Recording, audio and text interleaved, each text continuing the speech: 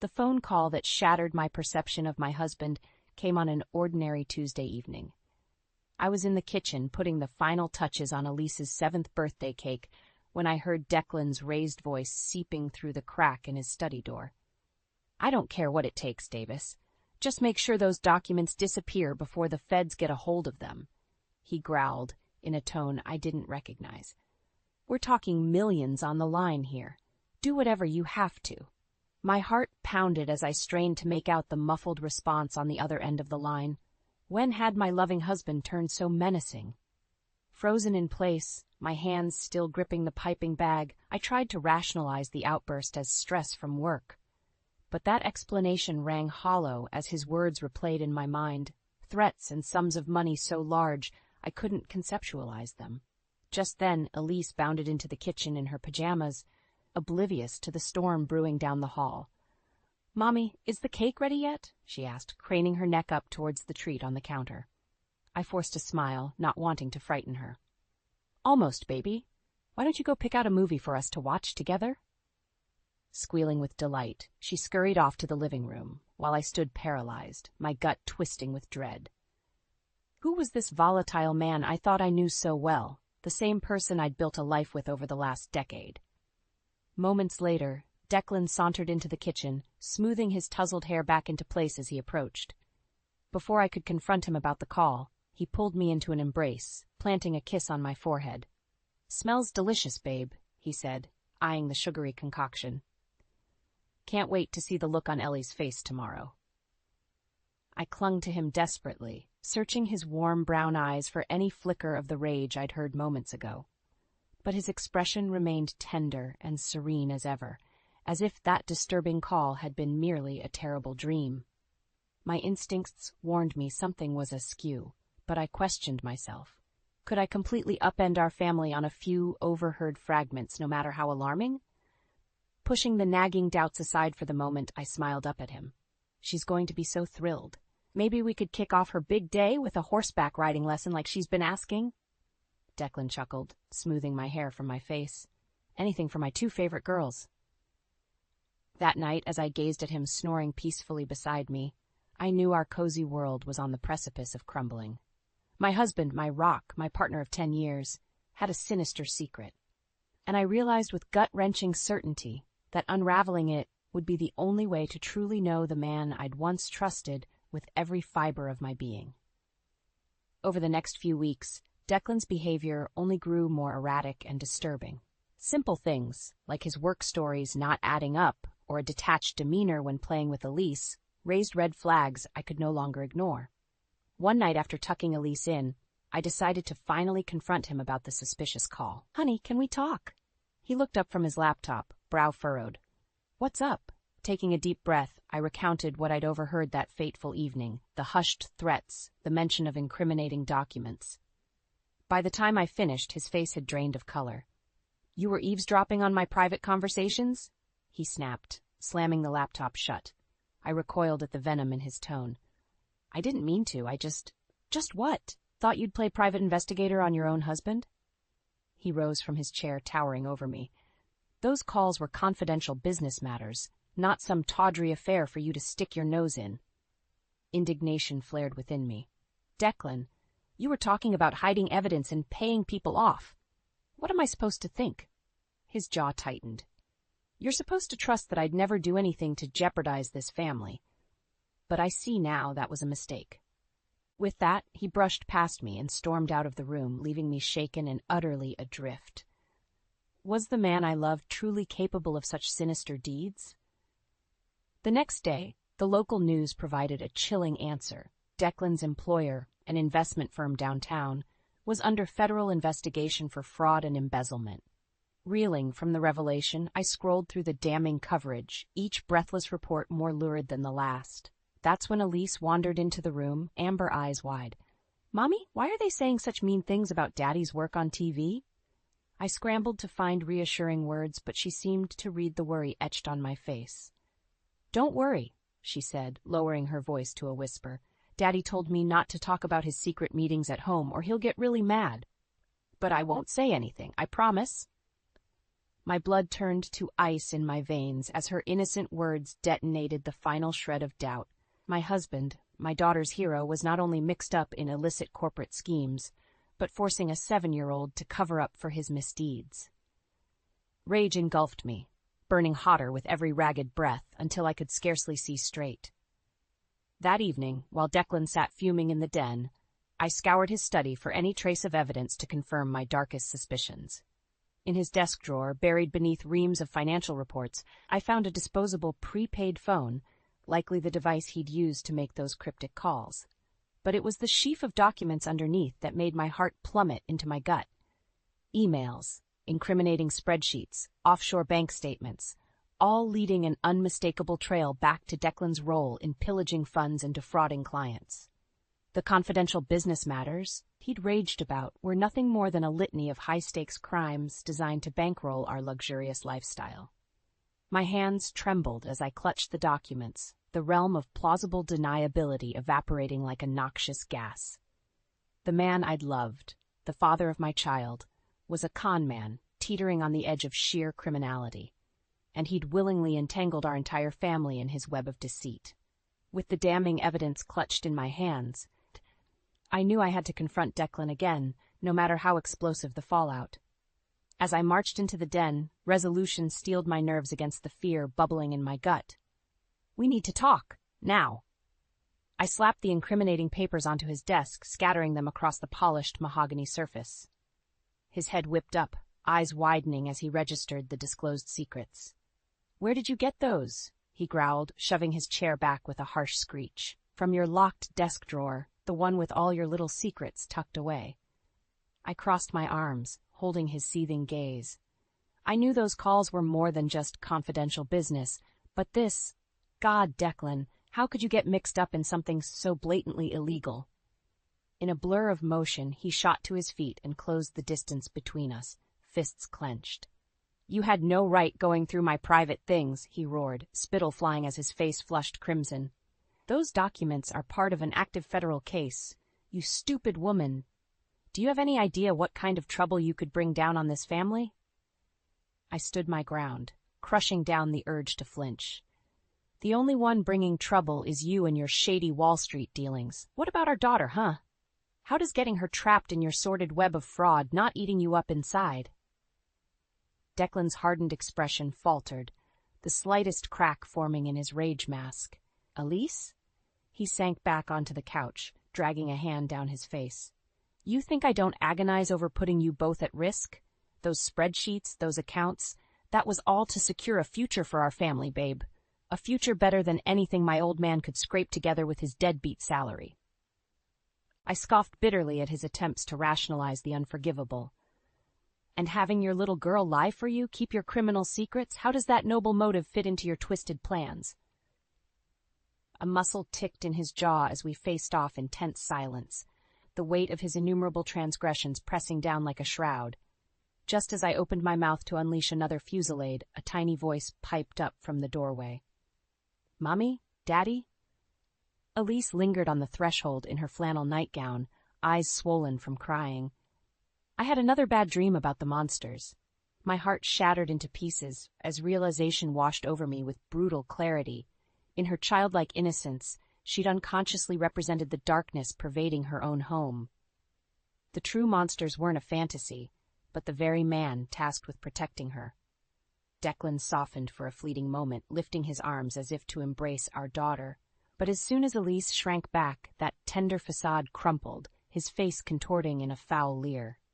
"Get out, Elise," he spat with repulsive venom.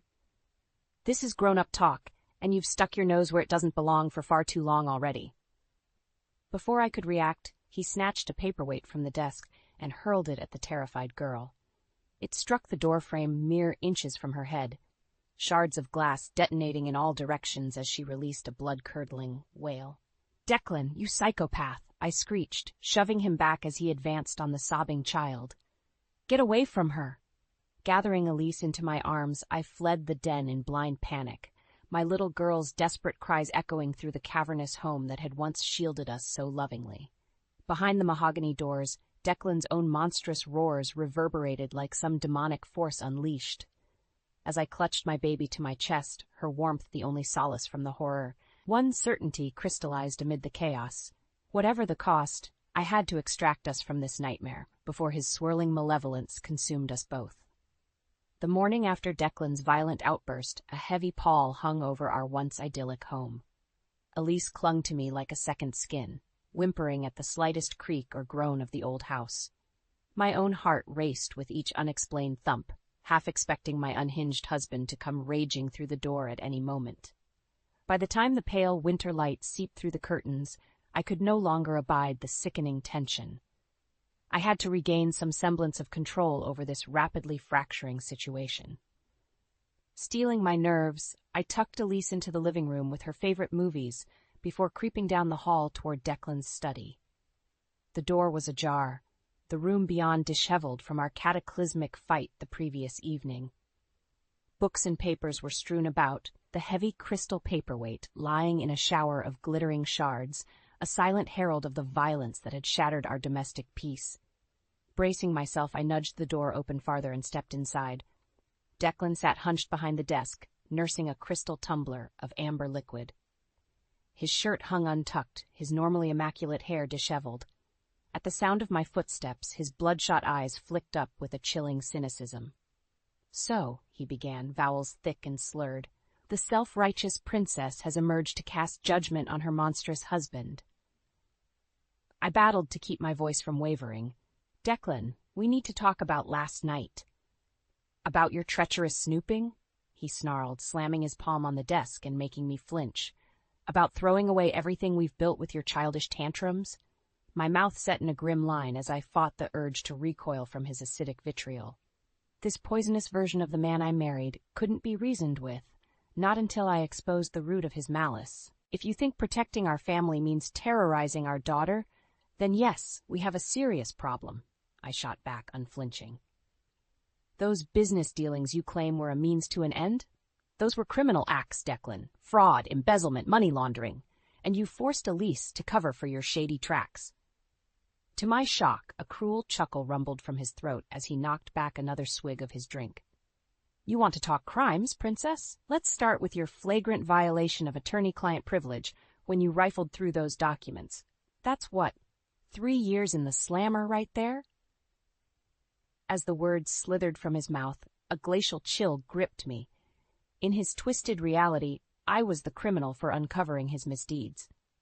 "Not to mention my future earning potential, you've utterly decimated with your self-righteous crusade," he continued with a disturbing calm, rising from his chair to stalk closer. "You think your paltry pay uploading stock photos even qualifies as providing for this family? Without my income stream, we're left with what? That flea-bag cottage your deadbeat dad left you in his estate." My insides reeled from the verbal onslaught as he towered over me, the scent of whiskey and stale cologne invading my senses.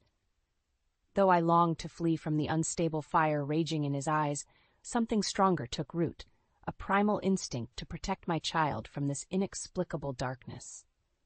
"You're delusional, Declan," I managed through gritted teeth, willing my hands to remain steady. "After everything you've done, jeopardizing Elise's well-being, you think you have any claim over providing for us? You're going to jail, you sick bastard, even if I have to make sure of it myself." At those words, any vestiges of the man I'd once loved contorted into a vicious snarl of hatred. His fingers coiled around my throat with preternatural strength as he slammed me against the desk, upending papers and trinkets in a deafening clatter. "You sanctimonious bitch!" he bellowed in my face, spittle flying as his forearm crushed my windpipe. "I'll show you delusional." As Declan's snarling face hovered above me, all reason and humanity extinguished behind his crazed eyes, I felt a cold certainty. This man intended to kill me. I clawed desperately at his vice-like grip, but his forearm remained an inflexible bar across my windpipe. Black spots erupted in my vision as I choked on the scant airflow. In a final burst of adrenaline, I slammed my knee upwards, making sickening contact.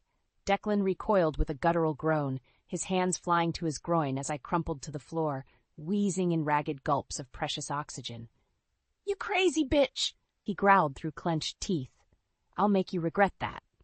Sensing his fury reigniting, I scrabbled backwards towards the door on all fours. desperate to put distance between us. Just as his hulking form advanced again, little feet pounded up the hallway. "Mommy?" Elise appeared in the doorway, her tiny voice cutting through the chaos. Declan froze, seemingly snapping out of his psychotic trance for a fleeting moment as his gaze fell upon our cowering daughter. She clutched her tattered stuffed bunny to her chest, those soulful amber eyes now marred with terror. In that suspended breath, a profound shift overcame my husband's face, not one of remorse, but eerie calculation as he processed the situation. When he finally spoke, the malice had receded, replaced by a sickening false calm. "It's okay, Princess. Mommy and I were just having a grown-up disagreement." He straightened his rumpled shirt, smoothing back his disheveled hair in a perverse mimicry of composure. "Why don't you go pick out a puzzle for us to do together? Make it a hard one." Elise shrank back uncertainly, her small frame trembling as her gaze flickered between the two of us. "But I heard yelling." "Don't question me, Elise," Declan erupted, his failed mask of tranquility shattering like a ceramic vase. "Just do as you're told for once." With a terrified squeak, she scurried away down the hall, no doubt scurrying to the safety of her bedroom to escape his towering presence. Tears burned in my eyes as his cruelty lanced my heart. Once the echo of her footsteps faded, my husband turned his smoldering glare back towards me, his expression morphing into one of chilling resolution. "I don't know what insane game you think you're playing at, Cora." He began in a measured tone that felt more unsettling than his previous rage. "But I'll be damned if I let you take my family away from me, the life I've bled and sacrificed for." He stalked towards his disheveled desk and snatched up his cell phone, thumbs flying over the screen. "What are you doing?" I croaked out, dreading his response. "Calling my lawyers," he replied coldly. "Getting ahead of the shitstorm you've unleashed before you can go broadcasting any more of those corporate secrets you stole." "Those documents prove you're a criminal," I spat, fury reigniting within my battered body. "Those documents," he countered with a cruel smile, "are inadmissible evidence that I have a right to protect through attorney-client privilege. You violated that sacred trust when you stole them, which my legal team will make sure the courts recognize as a felony." Dread coiled in my stomach as his twisted logic rang terrifyingly true. In my desperation to expose his depravity, had I inadvertently handed him the bullet for my own demise? "So you can either come clean with me, cooperate to fix this damn mess quietly," Declan continued, that reptilian smile never faltering, "or you can take your chances as an accomplice obstructing a federal investigation." "Up to you, babe." In that moment, his cellular chirped to life as our bank's number flashed across the screen. With a sardonic wink, my husband raised the device to his ear. "Looks like we need to have a talk about our finances, too." Over the next several days, Declan's callous dominance only tightened its oppressive grip over our household. Once my initial banking passwords were breached, he systematically drained my personal accounts, leaving me financially marooned. "Can't have you siphoning off money for some harebrained escape plot, now can we?" He taunted with a cruel smile, slapping the latest zero-balance statements onto the kitchen counter in front of me. I clenched my fists, rage and hopelessness warring within me like combatants in the Colosseum. Forced into destitution by the very man I'd vowed to love and honor, I had nowhere to turn, no funds to subsidize an escape for Elise and myself. It wasn't long before Declan's smothering control extended far beyond simple finance. His hired legal muscle churned out restraining dictates by the hour. I was prohibited from contacting law enforcement or advocacy services, removing Elise from the premises, even making unauthorized use of the home's amenities. Like a gazelle ensnared in the python's voracious coils, I found every desperate bid for freedom only entrenching me deeper in Declan's meticulously constructed trap. Whenever I tried to slip away for even a private phone call, his hired goons would materialize from the shadows, eyes concealed behind mirrored shades as they blocked my path with crossed arms. All the while, Declan would smirk in the background, secure in the knowledge that I was neutered, utterly impotent. And always lurking at the fringes of this waking nightmare was my innocent little girl, wounded eyes silently pleading for circumstances she couldn't comprehend.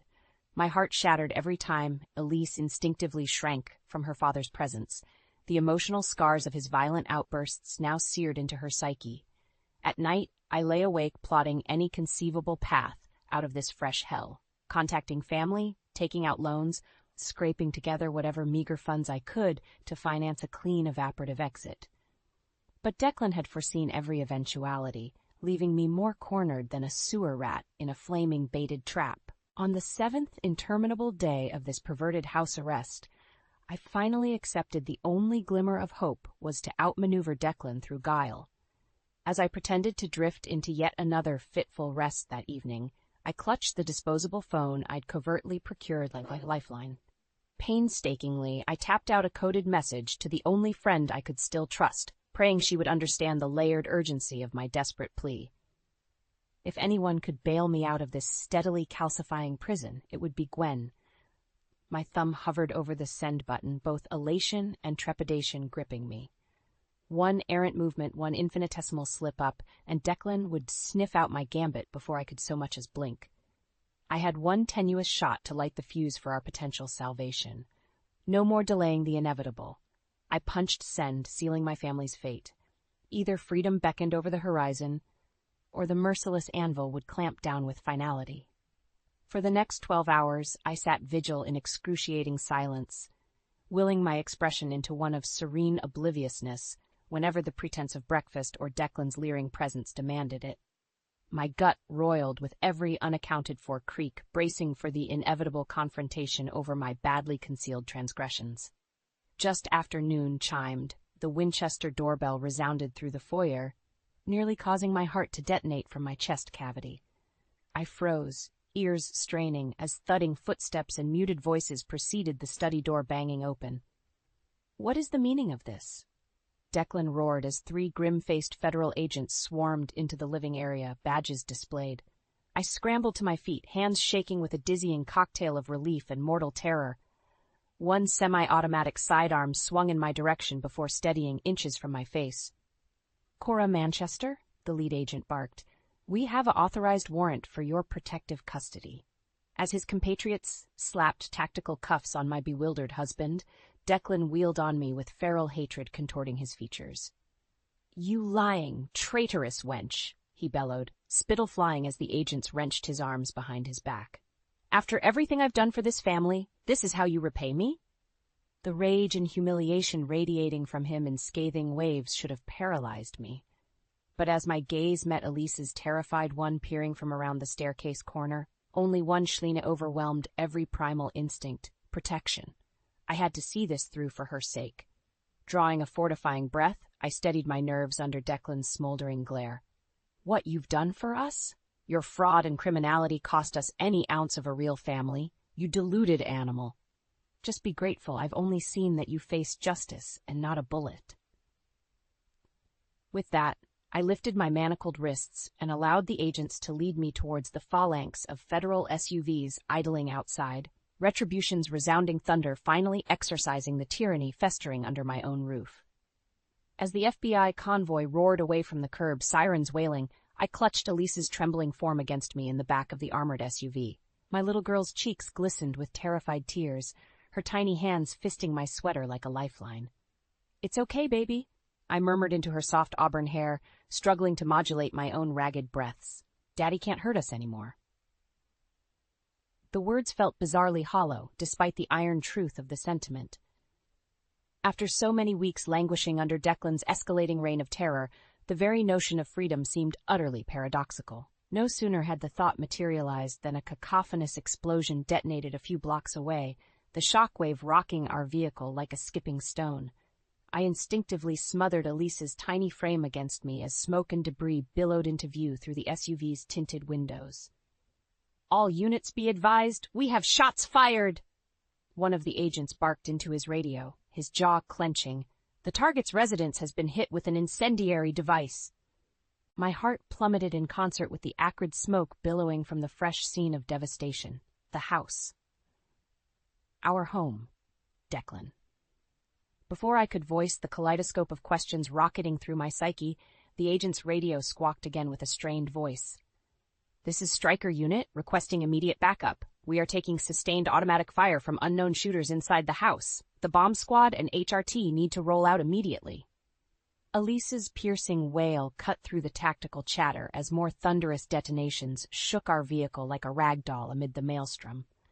Though every parental instinct demanded I provide soothing affirmations, I could only gaze on in numb shock at the surreal tableau of fire and violence erupting around us. Declan's true depravity knew no bounds. Rather than face the consequences of his actions, he would indiscriminately slaughter anyone and anything in his path.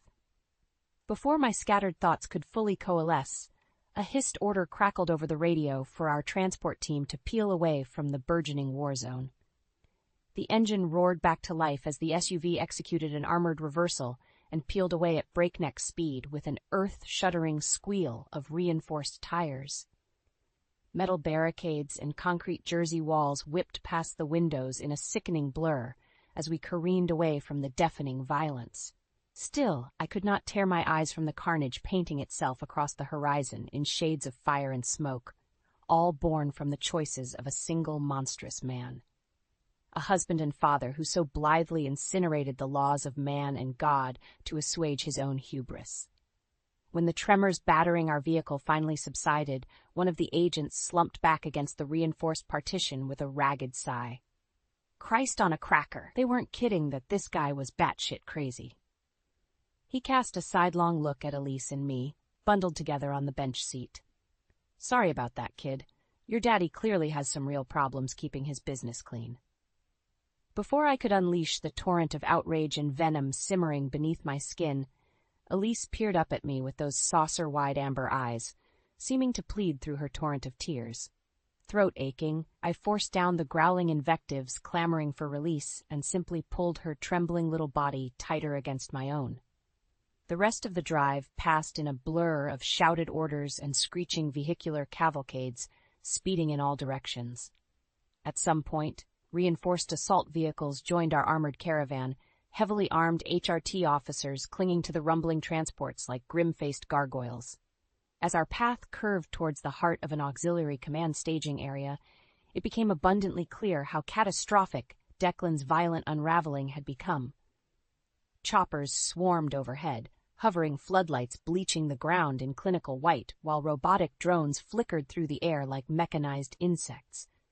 The SUV finally rolled to a shuddering stop as our doors were wrenched open from outside, figures clad in tactical gear efficiently ushering us into the subterranean refuge beneath the staging area. Weaving through prefab command modules and field terminals glowing with encrypted data, a towering silhouette from the bustle to greet our bedraggled party. Agent Vanover, the grizzled woman in a sharp-breast suit intoned by way of greeting, those pale eyes boring into me with unsettling intensity. "I see, Mr. Manchester's threats weren't just saber-rattling after all." Before I could respond, her gaze drifted down to take in Elise's hunched, quivering posture. "My God," she breathed, something like genuine pity creasing her stern features. "That poor child." It was a simple reaction, yet those 3 syllables detonated the dam of pent-up emotion, trauma, and sheer, unadulterated relief within me in a torrent of throat-cleaving sobs. I'm not sure whether it was Elise's broken whimpers or my own gulping gasps for air that finally breached the berserker fog of terror and rage and shame clogging my mind. All I knew was that in that singular crystalline moment, every last ounce of fear evaporated in the presence of human compassion and the promise of justice. Whatever blood toll awaited back at our former home, whatever unspeakable price the demons of Declan's reckoning would extract, we would survive this crucible. More importantly, my little girl was finally safe from her father's maniacal shadow once and for all. In the aftermath of Declan's explosive unraveling, our lives were upended in more ways than I could have envisioned. In addition to the charred husk of our former home, every asset my husband had illicitly amassed over his criminal career was seized. Offshore accounts drained, property deeds reclaimed, even the luxury SUV impounded as criminal evidence. Not that I mourned any of those ill-gotten trappings. If rebuilding from scratch was the penance for untangling myself from Declan's poisonous web, I would gladly pay it 1,000,000 times over. What did gut me like a bayonet thrust was the collateral fallout for Elise. My sweet baby girl, already bearing scars far too deep for her tender years, now had her innocence compounded by the trauma of witnessing such violence and depravity. Those first few nights alone together in the Spartan safe house, I would jolt awake in cold sweats to her muffled sobs from the adjoining room. Each time I would gather her up in my arms, rocking her gently as she unleashed the torrent of fear and bewilderment in rambling pleas to make the monsters go away. It shattered my heart into shards to see her so petrified, so unmoored from any sense of security I had failed so catastrophically to provide. All I could do was swathe her in my embrace and murmur soothing mantras about the darkness passing, about brighter days peeking over the horizon. In those first turbulent weeks, I shunned all inquiries about media appearances or interviews regarding Declan's high-profile crimes. The DA could bloviate all she wanted at press conferences, decrying his unforgivable violations and staggering breach of public trust. In my book, the only part that mattered was that he was off the streets, remanded to federal custody to fester in his own savagery. What did consume my every waking moment was ensuring the return of any funds or assets he had covertly drained or transferred from my own accounts during our domestic hostage situation. Armed with the documentation of his malfeasance, it took numerous court dates, but eventually the money he had so maliciously stripped from me was returned in full. Not that I had any intention of replicating our formerly opulent lifestyle. The first call I made after replenishing my finances was to my older sister down in Richmond, asking if she could watch Elise for a few weeks while I took care of some personal affairs. When my rental car finally rolled up the gravel drive to our childhood home, the old cabin appeared just as ramshackle and weather-beaten as it had in my youth. Roof shingles askew, the wrapped porch slightly sagging in places. Yet the mere sight of those familiar angles untouched by Declan's darkness had hot tears misting my eyes. My father had been adamant about never selling this rustic mountain retreat, his personal Eden far from the trappings of the material world. Though only large enough for a simple 2 bedrooms, the property encompassed nearly 100 wooded acres, plenty of open space for 2 lost souls in desperate need of healing and sanctuary. Over the following year, I channeled every ounce of personal revenue into restoring the ramshackle cabin and its surrounding land. It wasn't merely a renovation in the structural sense, but an active exorcism of the toxicity and despair that had threatened to subsume my very existence back in the city. With each newly installed window overlooking the gently rolling hills and sycamore groves, I could feel layers of psychic grime slowing away. Every fresh coat of sun-bleached paint helped cauterize the mental and emotional lacerations inflicted by my monstrous former partner's madness. And with each lilting brook babbling gently nearby, and every chorus of cicadas trilling beneath the star-speckled canopy at night, I could sense Elise's spirit regaining its resiliency in aching increments. Her initial night terrors gradually subsided, replaced with restorative slumbers that left her bounding through wildflower fields each new morning with a renewed spark of innocent mirth. By the time the cabin and surrounding acreage had been fully rehabilitated, my own sense of shattered self finally began to knit itself back together as well. I was no longer the brittle, gasping shell of a woman torn asunder by deception and psychological warfare. Nor was I some brazen victim raging incessantly for retribution, thirsting for Declan's eternal suffering. In a very real sense, I was reborn from the smoldering ashes of my former life. Tempered in the purifying fires of adversity, I had been forged into a resilient new alloy, a protective, nurturing force for the preservation of my family and our hard-won serenity. It took another 6 months before I was able to share my full story with victim advocacy groups and law enforcement associations, aiming to pierce the pernicious silence surrounding financial abuse and coercive domestic partnerships. Where others still shrank from confronting these shadowed social cancers, Elise and I strode forward as beacons of survival and empowerment, living testaments to the regenerative capacity of the human spirit. While the generational trauma inflicted upon my little girl can never be fully expunged, I remain resolute that her path will remain unshackled by the oppressive chains of her father's monumental moral failures. Where Declan committed his life to the pursuit of vapid corporeal riches, Elise will only know richness of character and resilience. And each time I gaze out over the dusky rolling hillsides from our little cabin's porch, breathing in the piney embrace of our hard-won freedom, I know we have both discovered the true treasures worth safeguarding: family, refuge, and the invincible fortitude to prevail over even the darkest, most insidious transgressions.